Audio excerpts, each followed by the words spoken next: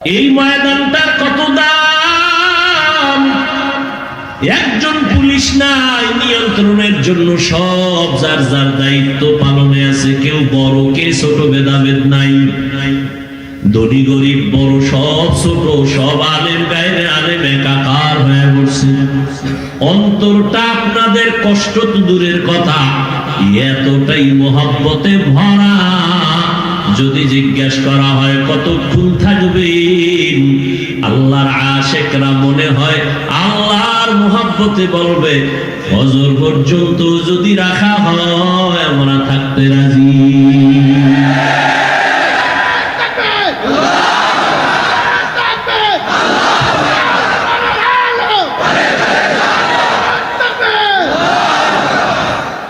মানুষ এতটুকু চিন্তা করলেও কিন্তু হেদায়েত পেয়ে যায়। তাহলে এতটুকু চিন্তা করলে এটা কেমনে সম্ভব? পুলিশ, র্যাব, এরপরে কুত্তা, এরপরে হিমশিম খাইতে হয় নিরাপত্তার ভয়, ঠিক না? এখানে কিচ্ছু নাই, চুপচাপ বসে আছে। এরপরেও যদি কয় যে ওয়াজ দেওয়া যাবে না, ঝামেলা হতে পারে, কোনো ঝামেলা আছে? এ কি আমার কোন ক্রেডিট? বাবার মাস্তানি চলে এখানে? এটাই প্রমাণ করে মদিনাওয়ালার আদর্শ পৃথিবীর শান্তির আদর্শ। ইসলাম শান্তির আদর্শের ধর্ম। কোরআন মানুষকে শান্তি শিখায়, সভ্যতা শিখায়, এর বাইরে সব অসভ্যতা শিখায়। এবার আসেন, একটু যুক্তি দিয়ে বললাম, আখিরাতের লাইনে তো কতটা পবিত্র আপনাদের জিন্দেগি। মদিনার নবী বলেন, কোন বান্দা যদি ঘর থেকে বের হয় উলামায়ে আহলে হকের মুলাকাতে যাবে, মদিনার নবী বলেন প্রত্যেকের সাথে ৭০,০০০ রহমতের ফেরেশতার কাফেলা রেডি হয়ে গেছে। পুরা প্যান্ডেলটা হাতে হাত লাগাইয়া ফেরেশতারা হাত শিকল লাগায় দাঁড়িয়ে আছেন। আমার আল্লাহ এরকম একটা মজলিস আরশে আজিমে মিলাইছেন ফেরেশতা দিয়া। আল্লাহ আমাদের গুণগান গাইতেছেন আর বলতেছেন, ও ফেরেশতারা আমি ঘোষণা দিয়ে দিলাম, তোমরা সাক্ষী থাকো, এই প্যান্ডেলে যারা বসছে আমি আল্লাহ আমার দয়ায় সবার জীবনের সব গুনাহগুলো মাফ করে দিলাম। আতিনা ফি দারে দুনিয়া না হাসান, আতিনা ফি দারে উকবা না হাসান, ইয়া গিয়াসাল মুস্তাগীসিন ইহদিনা লিফতিখারা বিল উলুমে ওয়াল গিনা। हर घड़ी दे देखो तू तैयार है, जो न मांगे उससे तू बेजार है। আসলে কি বলবো, কপাল চেনেন না? কপাল, এই কপাল না, ভাগ্যের একটা কপাল আছে। এই কপাল কারো পুরিয়ে যদি যায়, তাহলে আমি হাফিজুর রহমান কেন, মক্কা মদিনার ইমাম কেন? স্বয়ং নবীজিও যদি বয়ান করে জবানে কালেমা আসে না, হেদায়েত পায় না। এরকম দুই একটা বেঈমানের নাম জানেননি? যে কত বড় বেঈমান, যে রসুলের বয়ান শুনেও কালেমা পড়ে না।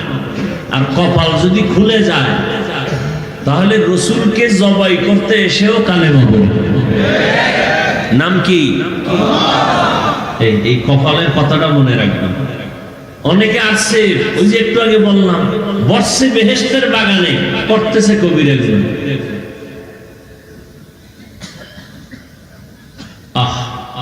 কেউ আবার বাড়ির থেকে আসছে, কপাল খারাপ, প্যান্ডেলে ঢুকতে পারে না। তারা কই? মহিলা প্যান্ডেল তাওয়াফ করে। বছরের সুযোগ একবার, এই সুবর্ণ সুযোগ হারায় লাভ কি? কত তারিখ ছিল দেখা সাক্ষাৎ, আজকে এটা আদায় করলো। ওদিকে মার্কেটে মহিলা পুরুষ সব স্পষ্ট সূর্যের মতো স্পষ্ট কবিরা গুনাহ করতেছে, উঠতেছে, আড্ডা দিতেছে। ওয়াজে আইছে, এনে বাদাম খাওয়া লাগবে, এনে চা খাওয়া লাগবে, পান খাইতে হইব, এটা 2 ঘন্টা না খাইলে মরে যাবে। এরপর হজে আইলে যাওয়ার সময় এক একজনে যায়, কারো এক বগলে বেলুন, কারো বগলে একটা মাছের ছবি। কইতো নাইছেন, কেউ হজে গেছি, মাশাআল্লাহ হজের ফলাফল। হায়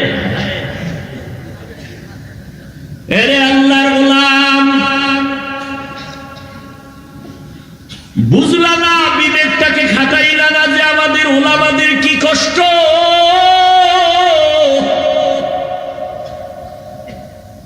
কুত্তার মতো সারাটা দেশ দৌড়াই 12 মাস, নিজের ঘরের খবর নাই, পরিবারের খবর নাই, খানা নাই, ঘুম নাই। তাবলীগওয়ালারাও দৌড়ায়, পীর সাহেবরাও দৌড়ায়, আমরা বক্তারাও দৌড়াই 12 মাস আপনাদের পেছনে। 12টা মাস এত দৌড়াইলাম, বিনিময়ে আপনার আমগো গালি ছাড়া কিছুই দেন না।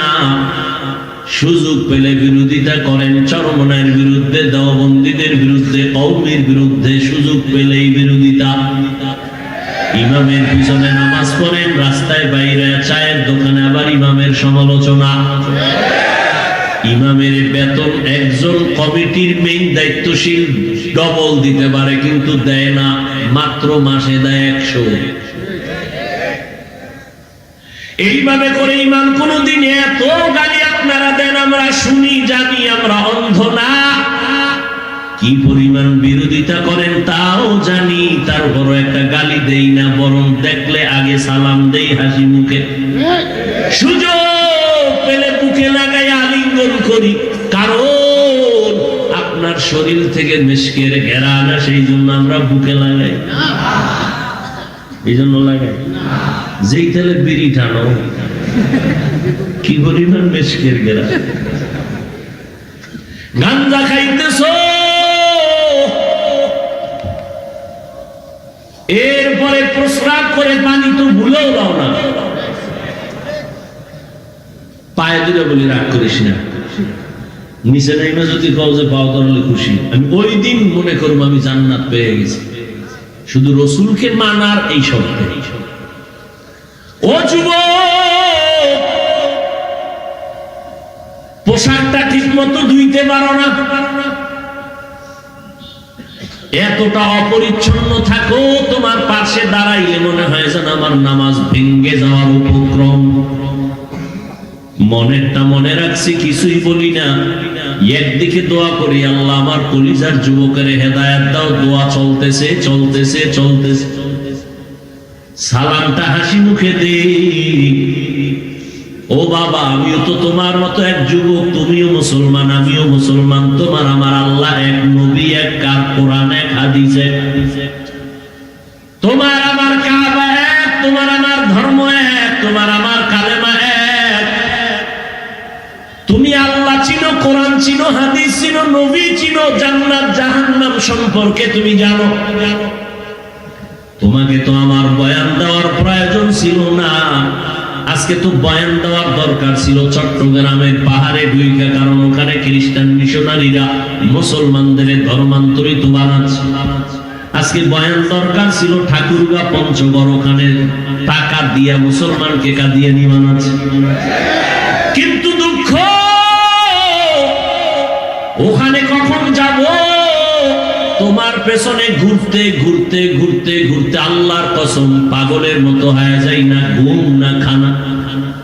অসুস্থ ট্যাবলেট এই পরিমাণ খায়, আমার ফ্যামিলিতে এই পরিমাণ ঔষধ খায় না। ও আল্লাহর বান্দারা, একটু ঘুম নাই। কথাগুলো আমার কলিজার থেকে বলতেছি রে বাবা, মনে কষ্ট নিও না, বুঝাবার জন্য বলে একটু খেয়াল করো। এরপরও কিন্তু দেখছো নি কত নরম হইয়া বয়ান করি, যেই পরিমাণ আমগো গালি দাও, কত গালি তঙ্গ দেওয়ার কথা ছিল দেই না, বরং এতটা বিনয়ী হইয়া কথা বলি। যদিও কথা বলি একটু কড়া, কিন্তু হৃদয়টা অনেক নরম। দুই একটা কথা আবার একটু গরম ভাব হয়ে গেল নাকি, কষ্ট পাইলা নাকি, ফাঁকে ফাঁকে বলি কষ্ট পাইয়েন না, মাফ করেন। আবার মোনাজাতে আমার আল্লাহর কাছে মাপ চাই। এতটা কেন করি? একটু বালিশে মাথা লাগায় চিন্তা করিও যে হুজুর গো তো আমরা কোনো উপকার করি না, তাহলে এত আমগো পিছনে তারা কষ্ট করে কারণ কি, স্বার্থ কি? ও যুবক, তোমরা মনে করো আমরা বুঝি তোমাদের দুশমন? খোদার কসম, এই জমিনে টুপিওয়ালা ওলামায়ে কেরামের মতো নিঃস্বার্থ আপন তোমাদের আর কেউ নাই রে বাবা। দেখছো না করোনার সময়, দেখো নাই মিলে গেছো, বাবায় মারা গেছে, ছেলেরা মিলা লোকের টাকা দিয়ে লাশটা রাস্তায় ভালায় দিছে। জানাজাও ছেলে দেখে নাই, কই মরলো কই গেল লাশ, কইটা যা খবর নেয় নাই ছেলে। ইতিহাস ভুলে যাস না রে যুবক। ওই করোনায় শত শত করোনার লাশ আমার দেশের ওলামায়ে কেরাম টুপিওয়ালারা কাঁধে নিলেন, গোসল করাইলেন, কাফন পরাইলেন, জানাজা পরাইলেন, দাফন করাইলেন। আল্লাহর কসম, তাকায় দেখছুনি একজন হুজুরেও করোনায় মরে না। ইতিহাস ভুলিয়া যাস না রে বাবা। ছেলে বাবার লাশের কাছে যায় না, জানাজায় যায় না, করোনা। আর সব লাশগুলো আমার দেশের প্রশাসনের দিকে আমার ওলামায়ে কেরামরা জীবনটারে বাজি রেখে লাশগুলো গোসল করায়, কাঁধে নিয়ে দাফন করায়, কাফন করায় সব কমপ্লিট করেছে। ও আল্লাহর বান্দা, এই দুনিয়ায় তোমার জন্য কেউ যদি কল্যাণ চায়, পেছনে স্বার্থে যদি আঘাত লাগে, দেখবার জাগাত মোবাইলের নাম্বারটা ডিলিট। কিন্তু একজন আলেমও পাইবা না যে উম্মতের জন্য তোমার জন্য বরদোয়া করে। ও বাবা, আমরা কি চাই? আমরা তো তোমাদের বাধ্য করে বলি না যে আজকে আমগো মতো হুজুর হতেই হবে, না হয় জাহান্নামে যাবা। আমরা বাধ্য করে কিন্তু এই কথা বলি না তাবলীগ না করলে জাহান্নামে যাবা, কওমি মাদ্রাসায় পড়তেই হবে, না হয় জাহান্নামে যাওয়া। বরং অন্তত আমি মোহাব্বত করে বলি, অন্য ওলামায়ে কেরাম হয়তো বলেন যে আমি সাহস দেই, ও বাবা স্কুলে পড়ো পড়ো, কলেজে পড়ো পড়ো, চাকরি করো বাধা নাই, বাবা তুমি সব লাইনে চলো বাধা নাই, তুমি ডাক্তার হও আল্লাহ কবুল করেন, তুমি ইঞ্জিনিয়ার হও, তুমি একজন প্রফেসর হও, তবে আমার অন্তরের দাবি বেয়াদব হইও না। তোমার আচরণে যেন কোনো ওলামায়ে কেরাম কষ্ট না পায়, তোমার ব্যবহারে যেন কোনো মা বাবা কষ্ট না পায়, তোমার আচরণে যেন কোনো মুরব্বীরা কষ্ট না পায়। কারণ তোমার ধ্বংসের জন্য বড় ক্ষতি হলো মুরব্বীদের বরদোয়া, মা বাবার বরদোয়া, শিক্ষকদের বরদোয়া, মুরব্বী ওলামায়ে কেরামের বরদোয়া যদি লেগে যায়, জীবনে সফলতার দরজা খুঁজে পাইবা না। এই জন্য বলি রে বাবা, রহমতের নবীর আদর্শের মালা লাগাও। ডাক্তার যদি হয়, একজন আদর্শবান ডাক্তার হইও, মরিয়া গেল তোমার জন্য সম্মানের ইতিহাস লিখবে, দোয়া করবে। আর যদি আদর্শ ছাড়া ডাক্তার হও, তাসলিমার মতো জায়গায় জায়গায় জুতার বাড়ি খাবি। ও আল্লাহর বান্দারা, ভালো করে বুঝার চেষ্টা করো। রহমতের নবী আমার, এমন মায়ার নবী আমার, এই নবীকে আল্লাহ যা দিয়েছেন অন্য কোন নবীও পান নাই, উম্মতেও পান নাই। অন্য নবীর হায়াত অনেক বড়, উম্মতের হায়াত অনেক বেশি। আমার নবীর মনটা বড় দুর্বল, হায়াত কম, 60-70-এর মাঝখানে। আল্লাহ কয়, নবী আমি আপনার জন্য সব দিয়ে দিলাম। জানেননি নবী আমি আপনারে কতটা মহব্বত করি। মুসা নবী আমার বন্ধু, ইব্রাহিম নবী আমার বন্ধু, ঈসা নবী আমার বন্ধু, ইসমাঈল নবী আমার বন্ধু, ইউসুফ নবী আমার বন্ধু, নূহ পয়গম্বর আমার বন্ধু। সব নবী পয়গম্বর আমার বন্ধু, আপনিও বন্ধু। তবে ব্যবধানটা হলো, সব নবী রাসূল আমার আল্লাহ তাআলার আশিক, আর আমার আল্লাহ নিজে হলেন মুহাম্মদের আশিক। ব্যবধান আছে না নাই? কঠিন ব্যবধান। এই জন্য আল্লাহ কয়, নবী এই উঠে গা ছেড়ে দিব।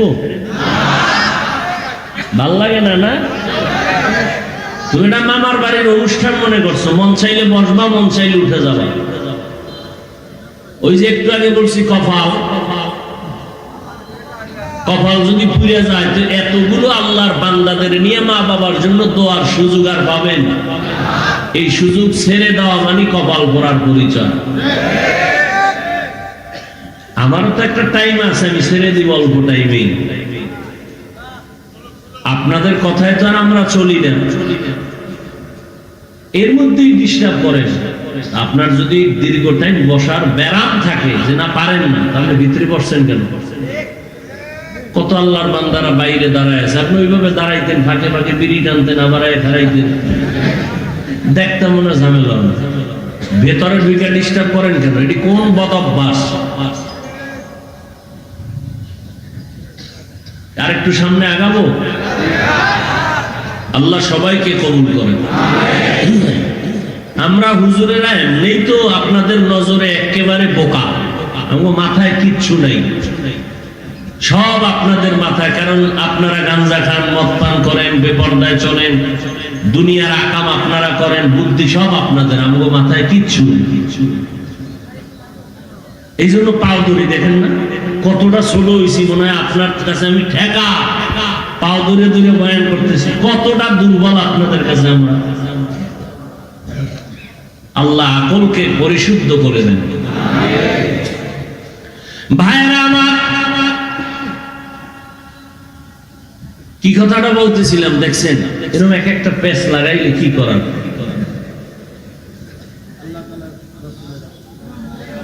রহমতের নবীকে আল্লাহ বলেন, ও নবী, আপনার হায়াত যদিও কম, আপনার উম্মতের হায়াত কম, তবে আমি বরকত এতটা বেশি দিব, আপনি খুশি হয়ে যাবেন। আল্লাহর নবী কয় কেমন বেশি?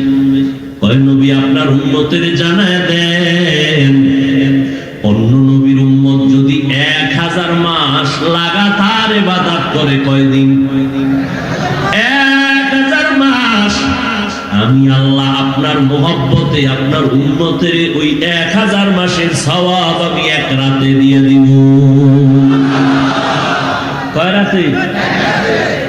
জানেননি রাতটা কোনটা? শবে বরাত, লাইলাতুল কদর, বড় দামি এক রাত। ও নবী, জানেননি আপনারে কি দিছি? দুনিয়ার কোন নবী আর উম্মত যদি যে কোনো জায়গায় নামাজ পড়লে হবে না, নির্দিষ্ট জায়গা। আর আমি আপনার উম্মতের সুবিধার জন্য আমি দয়া কইরা পুরা জমিনটারে যায় নামাজ বানায় দিছি। যেখানে সেজদা দেবে কবুল, তার মানে কবরে দিলেও কবুল, মাজারে দিলেও কবুল, বট গাছের দিলে কবুল। আচ্ছা বলেন তো, আল্লাহ আকল দিছে, মানুষের দাম বেশি না বট গাছের দাম বেশি? মানুষের দাম বেশি না পাথরের দাম বেশি? মানুষের দাম বেশি না সূর্যের দাম বেশি? আরো আশ্চর্য কথা শুনবেন, হইতেন পেছ লাগাইবে।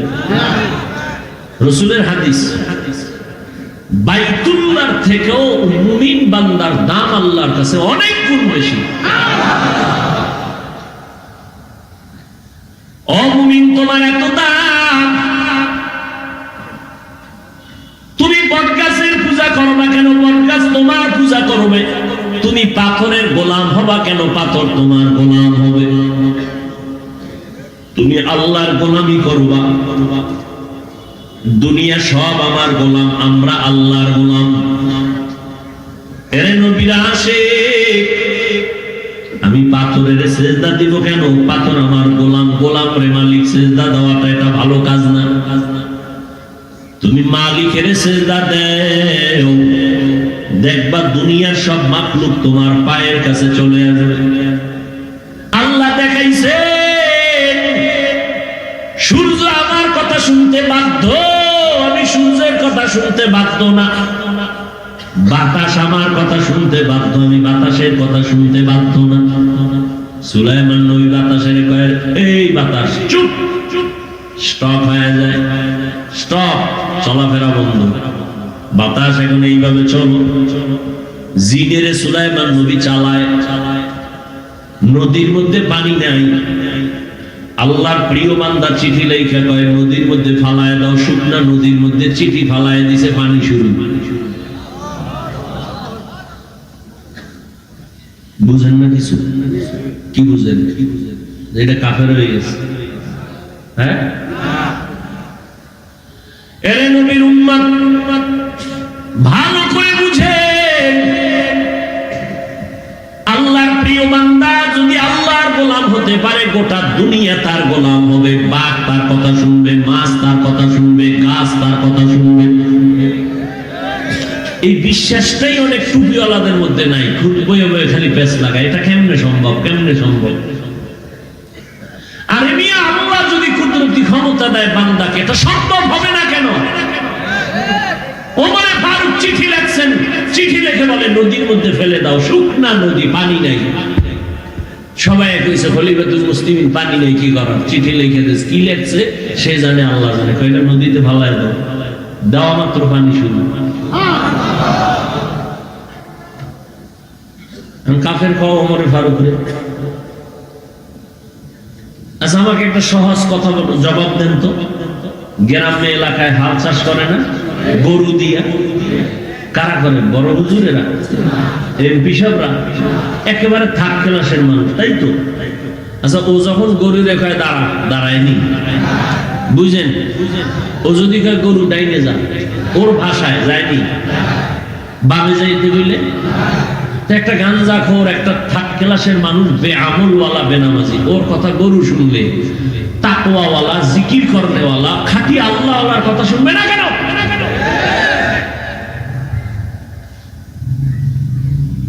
কিছু টুপিওয়ালাদের আকল নষ্ট হয়ে গেছে, বেঈমানের পাঁচাটা গোলামি করতে করতে। এই জন্য আবু হানিফাকে পর্যন্ত গালি দেন। এমনকি যে ওমরে ফারুক রাদিয়াল্লাহু তাআলা আনহু জান্নাতি সাহাবী, তাকে পর্যন্ত বলে সে ভণ্ড। এই ইন্ডিয়ার খবর না, আমার দেশে এক মাওলানা বলতেছে ওমরে ফারুক ভণ্ড, বেদাতি। শুনেন না, কথা বলতে বলতে মানে এত জোশ উঠে গেছে, সবে বরাতে মসজিদে না থাকার থেকে বেশ্যাখানায় থাকা উত্তম। কি এখানে এত শিক্ষিত মানুষ? কথাটা আমি বলাটাও অপছন্দ করি, কারণ যাই বলুক ভুল হয়েছে, যা হয়েছে, একজন আলেম তো, আপনারা তো আবার আলেমকে খারাপ বলবেন, এটা আমার কলিজায় মেনে নিতে পারি না। কারণ ওলামায়ে আহলে হক কিয়ামত পর্যন্ত জান্নাতের ঠিকানা এখন একটাই, নবী আসবেন না, সাহাবী পাবেন না, আবু হানিফা পাবেন না, ইমাম বুখারী নাই, মুসলিম নাই, তিরমিজি নাই, কেউ নাই। কিয়ামত পর্যন্ত জান্নাত পাওয়ার এক ঠিকানা ওলামায়ে কেরামের সোহবত। এজন্য আলেমকে আপনি খারাপ জানবেন, এটা আমার অন্তর মানে না। সে যে লাইনের আলেম হোক, দোয়া করি আল্লাহ হযরতকে যেভাবেই বলুক, আল্লাহ পাক তাকে বুঝার তৌফিক দান করে। ওলামায়ে কেরামদের উপরে সাধারণ কোন মানুষ খারাপ ধারণা করবে, এমন কোন আচরণ যেন ওলামাদের থেকে না হয়, আল্লাহ কুদরতের দ্বারা হেফাজত করুন। কারণ আমাদের প্রতি আপনাদের ঘৃণা জমলে তাহলে ইসলাম কোথা থেকে শিখবেন? ইসলাম পাবেন কোথায়? নামাজ কার পিছে পড়বেন? এই জন্য ওলামায়ে কেরামদের উপরে যেন ভক্তি নষ্ট না হয়, সেই ক্ষেত্রে আমরা ওলামায়ে কেরাম যেন সচেতন হয়ে কথা বলতে পারি, সে তৌফিক আল্লাহ দান করেন।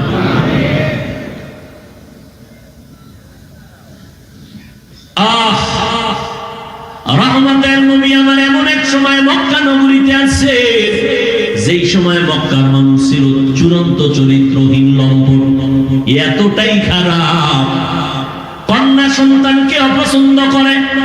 আপন বাবা নিজের কন্যাটাকে পাথর চাপা দিয়া জায়গায় মেরে ফেলে, এতটাই খারাপ।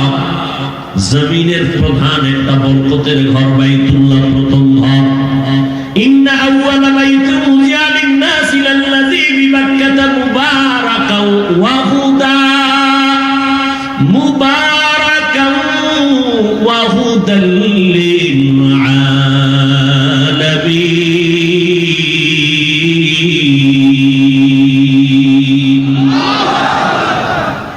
আল্লাহ একটা ঘর বানাইলেন, জমিনটা বানানোর পরে প্রথম ঘর বাইতুল্লাহ নগরীতে আল্লাহ বালাইনের ইবাদতের ঘর, হেদায়েতের ঘর, এত দামি একটা ঘর, যেই ঘরের দিকে শুধু তাকায় থাকবে আমলনামায় সওয়াব।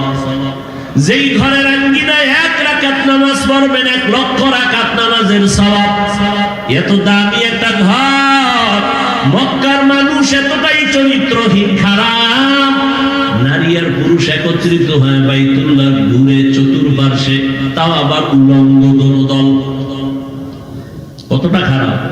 এর মধ্যে পাঠাইছেন আমার নবীরে, চিন্তা করেন,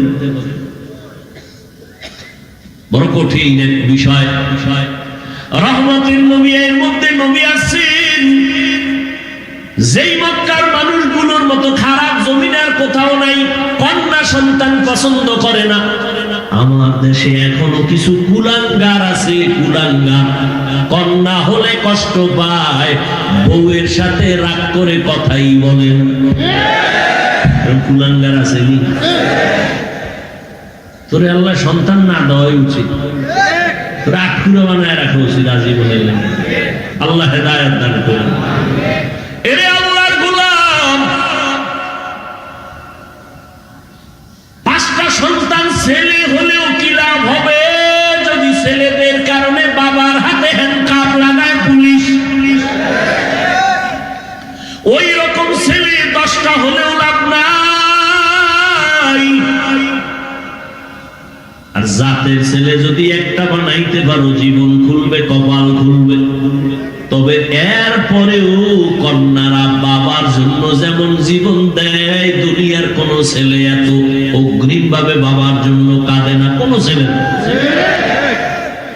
যাদের মাইয়ে আছে পরীক্ষা করে, পিচ্ছি ছোট 5-6 বছর আব্বুকে ডাকতে পারে, ওরে পরীক্ষা করে। আর কেউ দরকার নেই, ওরে পরীক্ষা করেন। আমরা ছেলেও আছে বড় 10 বছর, ওইটা আপনার জন্য কি করে, আর পিচ্ছি মায়াটা কি করে দেখেন। আপনার কতবার আপনার জন্য কাঁদে, কতবার আপনার প্রতি আগ্রহী।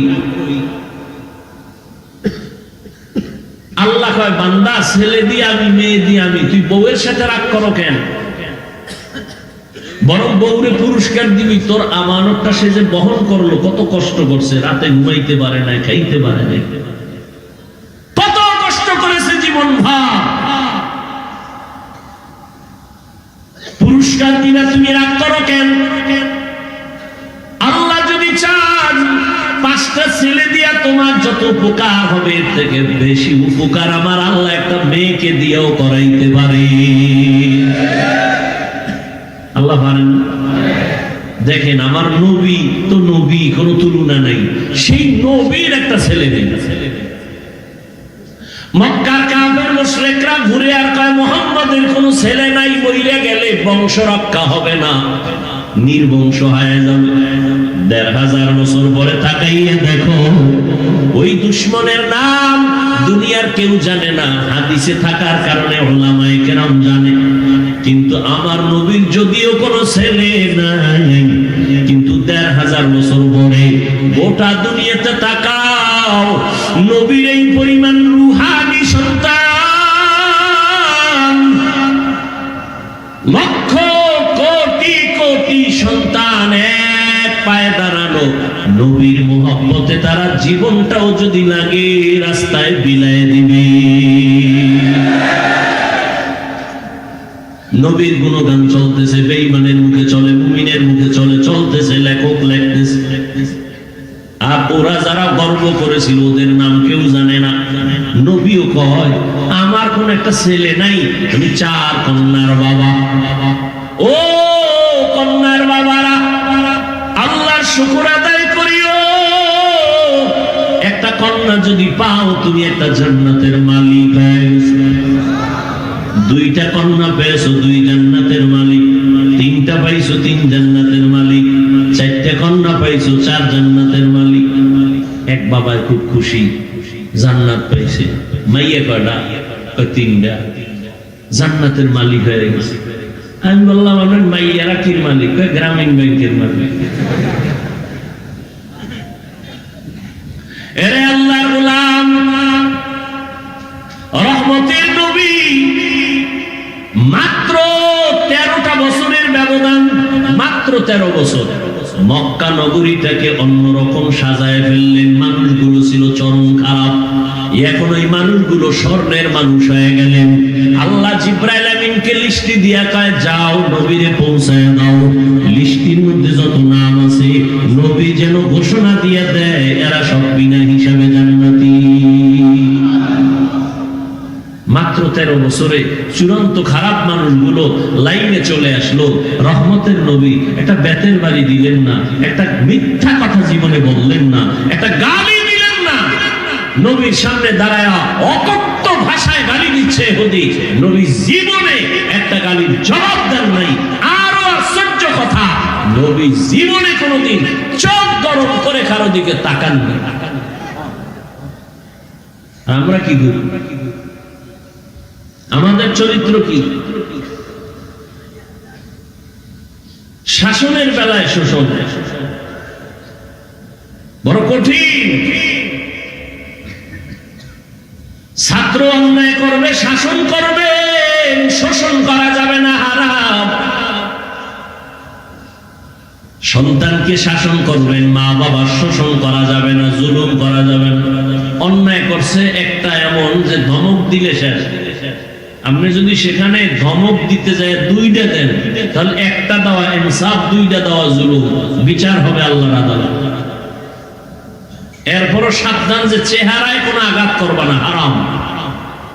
কোনদিন কখনো 1 সেকেন্ডের জন্য কারো চেহারায় আঘাত করা হারাম, জায়েজ নাই, সম্পূর্ণ হারাম। চেহারায় আঘাত করা, যত বড় জুলুম করুক আর অপরাধ করুক, চেহারায় আঘাত করা হারাম। কেউ স্বামী সাহেবরা বালিশে মাথা লাগায় হিসাব রেডি করেন, স্ত্রীদের সাথে ধমক দিতে গিয়ে জুলুম করছেন কিনা। তাও তো ধমক তাড়াতাড়ি না, এর আগে আরো কাম আছে। কলিজা দিয়া বুঝাবেন, তাহাজ্জুদ করে দোয়া করবেন, আর ধমক নাই। আপনি উল্টা পাল্টা ব্যবহার, কত মহিলা কত স্ত্রীর উপরে কি পরিমাণ অত্যাচার করলেন। বেত্রাঘাত করতে করতে করতে করতে রক্ত বের করে ফেলেছেন। আল্লাহ হেদায়াত দান করুন, মাফ করে দিন। বড় কঠিন। অশিক্ষক বৃন্দ যারা আছেন, ছাত্রদের শাসনের বেলায় অন্যায় করছে, একটা ধমকের বেতের বাড়ি দিছেন, এটা জুলুম। আবার অন্যায় করছে বেতের বাড়ি পাওয়ার, কিন্তু বেতের বাড়িটা কিভাবে দিবেন, তার ওজন কত হবে, আধা কেজি না 1 কেজি না 1.5 কেজি না 10 গ্রাম, বুঝেননি? জান্নাত তো একটু আগে কইছি, জান্নাত পাওয়া এত সহজ না। ঘটনা শোনানোর আমার সুযোগ নাই। ওলামায়ে কেরাম জানেন কিয়ামতের ময়দানে আল্লাহ পাক 3 ব্যক্তিকে ডাকবেন, যারা দুনিয়ার সব বলবে তারা জান্নাতি। আবু হুরায়রা কাঁদতেছেন আর বর্ণনা করতেছেন, কিয়ামতের দিন 3 ব্যক্তিকে আল্লাহ ডাকবেন। দুনিয়ার সব বিবেক আর চোখ বলে এরা জান্নাতি, কিন্তু আল্লাহ এদের জাহান্নামের শিকল লাগাবেন। এর মধ্যে একজন হবে গলা কাটা শহীদ, আর একজন হবে আলেম। দুনিয়ার মানুষ আমাদের কত সম্মান করতেছে, বুড়া বুড়া মানুষ আইসা পানির বোতল নিয়ে কয়, হুজুর একটু পানিতে দম করে দেন, আমার ঘরে অসুস্থ রোগী, অনেক অসুস্থ। কতটা ভক্তি নিয়ে আসছে আমার কাছে দোয়ার জন্য। এই লোকটা যদি জানে আমি নামাজটা ঠিক মতো পড়ি না, জীবনে পানি ভরা নিবে। কতটা ভক্তি। মাদ্রাসায় এসে কয়, হুজুর আমি 50,000 টাকা দিলাম, ছাত্রদের নিয়ে আমার আব্বার জন্য একটু দোয়া করবেন। কতটা ভক্তি করে, কতটা বিশ্বাস করে যে ছাত্ররা দোয়া করলে কবুল হয়ে যাবে। কিন্তু আমরা কি করি, মাওলার কাছে কতটুকু ভালো।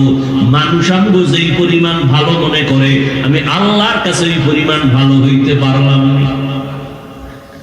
সাহাবায়ে কেরাম নবীর হাতে কোন সাহাবী জান্নাতের টিকিট হাতে রেডি, কিন্তু এর বড় কান্না, কান্না আবু বকরের কান্না, মাওলার আদালতে কেমনে দাঁড়াইয়া হিসাব দিব। ওমরে ফারুকের কান্না, আমার মাওলা যদি ঘোষণা দেন সব মানুষগুলো জান্নাতে যাবে, একটা মানুষ জাহান্নামে যাবে, আমি ভয় পাই ওই জাহান্নামী আসামি আমি ওমর হয়ে যাই। এমন একজন নবী নাই কান্না ছাড়া কবরে গেছে, এমন একজন সাহাবী নাই কান্না ছাড়া কবরে গেছে, এমন একজন আল্লাহওয়ালা পাবেন না যারা কাঁদেন নাই। তাদের হিসাবে তাদের ইলম, তাদের আমল, তাদের তাকওয়া, তারপরও যারা সারা জীবন কাঁদতে পারেন, তাদের তুলনায় তো আমগো জিন্দেগি ভর কান্না করতে করতে মরা দরকার, অথচ মোনাজাত দেই চোখে পানি আসে না। এত বড় কপাল পরা, নিজেও কাঁদে না, অন্যের চোখে পানি দেখলে পছন্দ করে না, নিজেও কান্নার চেষ্টাও করে না রে বাবা। ও যুবক, আজকে আমিও তো তোমার মতো যুবক, প্যান্ট শার্ট টাই লাগায় দাড়ি কামাইয়া যদি রাস্তায় ঘুরতাম কেউ আমারে বাধা দিত না। ও বাবা, এই টুপিটার কারণে মাথা গরম লাগে, তোমার থেকে কম বুঝি না। এই দাড়ির কারণে যৌবনের ভাব চলে যায়, তাও বুঝি, তারপরও কেন দাড়ি ফালাই না। ও বাবা, এই শীতের মধ্যে ফজরের সময় ঠান্ডা পানিতে ওযু করিয়া নামাজ পড়তে কত কষ্ট, এরপরও নামাজ ছাড়ি না। লম্বা জামাটা পরার কারণে শরীরটা বড় আটকা লাগে, তাও জানি, তারপরও ছাড়ি না। ও আল্লাহর বান্দারা, কারণটা কি? এই টুপি দাড়ির কারণে কত বিপদ আর বিপদ। আমাদের এই লাইনে চলার কারণে কত মুরব্বীরা ফাঁসির মঞ্চে চলে গেছেন, কত ওই ভারতের মধ্যে ব্রিটিশরা জবাই করছে, গাছে লাঠ ঝুলায় রাখছে, এইভাবে জেলখানায় আটকায় মারিয়া ফেলছে। কত কষ্ট ইমাম আবু হানিফা জেলখানায় আটকায় রাখছে, এইভাবে কষ্টের জিন্দেগি তাদের কাটছে। কিন্তু এরপরও কেন ওই লাইনটা ছাড়ি না রে বাবা? একটাই মাত্র কারণ, আল্লাহর কোরআন পড়ে দেখলাম সব সত্য, মিথ্যার একটা কোনো সন্দেহের কোনো সুযোগ নাই। ওই কোরআন সত্য, তো কোরআনের মধ্যে যত বয়ান আছে সব সত্য। গুনাহগারেরা জাহান্নামে যাবে কোরআনের আয়াত, নেক আমলওয়ালারা জান্নাতে যাবে তাও আল্লাহ বলেছেন। জান্নাতটা কেমন আরামের ঘর আল্লাহ তাও বয়ান করেছেন, জাহান্নামটা কেমন ভয়ঙ্কর আল্লাহ তাও বয়ান করেছেন। ও আল্লাহর বান্দারা, সাহাবায়ে কেরামরা যদি এত আমল করিয়া জান্নাতের টিকিট হাতে বইয়া কান্না করতে পারেন, সেই তুলনায় চিন্তা করলে তো আমি মানুষই হইতে পারি নাই। ও আল্লাহর বান্দারা, এই জন্য যত গালি দাও কোনো জবাব দেই না, কারণ নিজের অজান্তে কত গুনাহ জীবনে করে ফেললাম। এরপরও যদি ইচ্ছা করে গুনাহ করি, মাওলার কাছে কি জবাব দিব? ও আল্লাহর বান্দারা, এই যে দুনিয়াতে একটা সূর্যের গরম সইতে পারি না, আবার রাতের বেলা সূর্য নাই তারপরও গরম লাগে, মশারি টানাইয়া ঘুমাই, মশার জ্বালায় ঘুমাইতে পারি না। কিন্তু বাবা, একবারও চিন্তা করছুনি গুনাহ নিয়ে কবরে গেলে জাহান্নামের আগুনের গরম, হাসরের ময়দানে সূর্যের গরম কেমনে সহ্য করবা? লক্ষ লক্ষ নবীদের কথা মিথ্যা মনে করিও না রে মূর্খ, লক্ষ লক্ষ সাহাবায়ে কেরামের কথা মিথ্যা মনে করিয়া উড়াইয়া দিও না রে বাবা। লক্ষ কোটি কোটি উলামায়ে কেরামের কথা মিথ্যা ভাবিয়া উড়াইয়া দিও না। আল্লাহর কাছে এখনো সময় আছে, তওবা করে নাও। এমন একটা দিন নাই তোমার মতো যুবক রাস্তায় লাশ হইয়া পড়িয়াছে, গাড়ির নিচে, পানির নিচে, অভাব নাই। ও বাবা, আমি শুরুতেই বলেছিলাম তুমি হুজুর হও একবারও বলবো না, তুমি তাবলীগ না করলে জাহান্নামে যাবা বলি নাই, বলবো না। কিন্তু যে লাইনেই থাকো নবীর মহব্বত নিয়ে আদর্শ বানিয়ে চলো। ও বাবারা, তোমার মতো কত যুবক জীবনে মাদ্রাসা লাইনে পড়ে নাই, স্কুলে পড়ে, কলেজে পড়ে, 5 ওয়াক্ত নামাজ পড়ে, তোমরাই বলো আছে না নাই? মনটাকে জিজ্ঞাসা করো, তুমি কেন পারবা না? তোমার মতো যুবক তাকাইয়া দেখো, র‍্যাব, আর্মি, পুলিশ, বিডিআরের চাকরি করে, নামাজ ছাড়ে না। মনের প্রশ্ন করিও, তুমি কেন পারবা না রে বাবা? তোমার মতো সন্তান আজকে দেখো কৃষিকাজ করে, মাছ ধরে, নামাজ ছাড়ে না, তুমি কেন পারবা না? আজকে থেকে তওবা করিয়া নাও, মনের বুঝাও রে মন। আমার মতো যুবক যদি জেনারেল লাইনে থাকিও নামাজ পড়ে, আমি কেন পারি না? আমার কপাল কেন খারাপ? আজকে মোবাইলটা চালাইয়া সারাটা রাত্র কবিরা গুনাহ করে করে চেহারার নূর নষ্ট করে ফেলছো। তোমার চেহারার দিকে তাকাইলে কোনো মায়া লাগে না, সারা রাত্র কবিরা গুনাহ করছো, মাও জানে না, বাবাও জানে না। কে জানেন?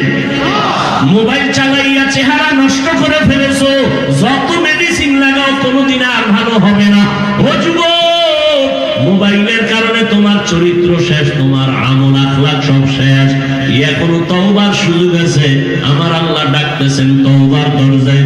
এসো, আল্লাহর কাছে চোখের পানি ছেড়ে তওবা করে নাও।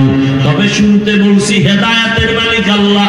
কপাল যদি পুড়িয়া যায়, আবু জাহাল নবীর বয়ান শুনিয়াও কালেমা পড়ে না, আর আল্লাহ যদি কবুল করে তাহলে ও নবীর জবাই করতে আসিয়াও কালেমা পড়িয়া নেয়। জানি না এখানে কত কপালওয়ালা বসে আছেন। আল্লাহর কাছে তওবা করেন, জীবনে যতদিন বেঁচে থাকবেন হায়াতের মালিক আল্লাহ, ইজ্জতের মালিক আল্লাহ, আমার মাওলা রিজিকের মালিক। আজকে থেকে নামাজ ছাড়বেন না, চাকরি করেন, ব্যবসা করেন, যা করেন, আর নবীরে কষ্ট দিবেন না, মা বাবার সাথে বেয়াদবি করবেন না, মা বাবার দোয়া নিয়া উলামায়ে কেরামের পরামর্শ নিয়ে চলবেন।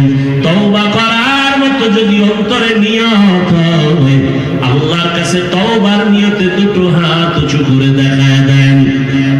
আয় আল্লাহ, হাতগুলো কবুল করে নেন, তওবা কবুল করে নেন, তওবার উপরে মজবুত হইয়া চলার মতো তৌফিক দান করেন। আমিন। আলহামদুলিল্লাহি রাব্বিল